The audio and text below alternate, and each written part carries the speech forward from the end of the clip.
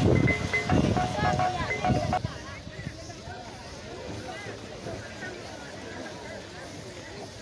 subscribe cho kênh Ghiền Mì Gõ